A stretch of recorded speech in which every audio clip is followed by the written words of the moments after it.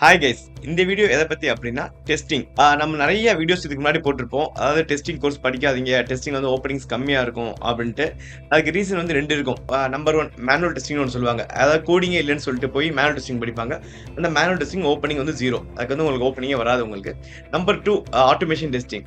Automation testing பார்த்தீங்க அப்படின்னா நிறைய பேர் கோடிங் வந்து கம்மி நினைச்சு சேருவாங்க.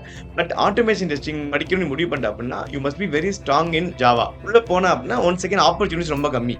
ஸோ டெஸ்டிங் தான் போகணும் அப்படின்னு ஆசைப்படுறவங்களுக்கு நான் சஜஸ்ட் பண்ணுறது இடிஎல் டெஸ்டிங் அப்படின்னு சொல்லுவாங்க. இடிஎல் அப்படின்னா ஃபர்ஸ்ட் என்னன்னு தெரிஞ்சுக்கணும். நீங்கள் எக்ஸ்ட்ராக்ட், டிரான்ஸ்ஃபார்ம், லோட், இதான் வந்து இடிஎல் டெஸ்டிங் அப்படின்னு சொல்லுவாங்க.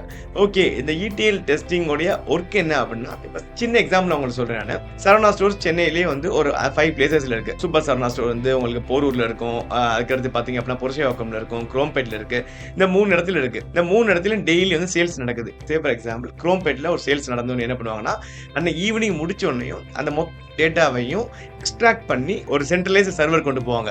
இப்போ say for example centralise server வந்து அந்த ஓனரோட வீட்டில் இருக்குன்னு வச்சுக்கோங்க.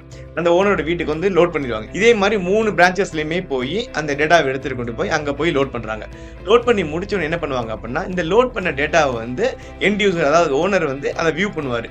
அதை வியூ பண்ணுறதுக்கு நிறைய டூல்ஸ் இருக்கும். ஃபேமஸான டூல்ஸ், இடிஎலோட ஃபேமஸான டூல்ஸ் என்னென்னா இன்ஃபர்மேட்டிக்கா, அப்னிஷியோ அப்படின்ற டூல்ஸ் இருக்கும். இந்த டூல்ஸ் யூஸ் பண்ணி தான் வந்து அந்த டேட்டா வந்து வியூ பண்ணுவாங்க. இந்த வியூ பண்ணுற டேட்டாஸ் இந்த எல்லாமே கரெக்டாக இருக்கா அப்படின்னு டெஸ்ட் பண்ணுவாங்க. அந்த டெஸ்டிங் எதில் பண்ணுவாங்க அப்படின்னா எஸ்கியூஎல் கொரிஸ் யூஸ் பண்ணி டெஸ்ட் பண்ணுவாங்க. இடிஎல் டெஸ்டிங்ல என்னென்ன டைப்ஸ் இருக்குது அப்படின்னு பார்த்தீங்க அப்படின்னா மெட்டா டேட்டா டெஸ்டிங் சொல்லுவாங்க, பெர்ஃபார்மன்ஸ் டெஸ்டிங், அதுக்கடுத்து டேட்டா குவாலிட்டி டெஸ்டிங். இந்த டேட்டா குவாலிட்டி டெஸ்டிங் என்ன பண்ணுவாங்க அப்படின்னா, வர டேட்டா அக்யூரேட்டா இருக்கா, கன்சிஸ்டன்சி மெயின்டைன் பண்ணுறாங்களா, இது எல்லாமே வந்து இந்த இடிஎல் டெஸ்டிங்ல இவங்க வந்து எவாலுவேட் பண்ணுவாங்க. ஓகே, இந்த இடிஎல் டெஸ்டிங் என்னென்ன படிக்கணும் அப்படின்னு கேட்டீங்க அப்படின்னா, டெஸ்ட் பண்றதுக்கு நீ மெயினா எதுல ஸ்ட்ராங்கா இருக்கணும் அப்படின்னா you must be very very strong in SQL. Second வந்து பிசினஸ் லாஜிக் திங்க் பண்ண தெரிஞ்சிருக்கணும் கண்டிப்பா. ஏன்னா டெஸ்ட் கேஸ் எழுதணும்.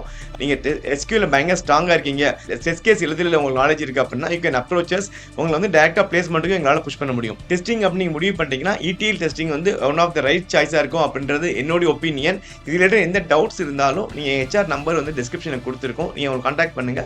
இல்ல சென்னையில வந்து டேட்டா மீட் பண்ணாலும் you can come and meet me at any time. Thank you so much guys.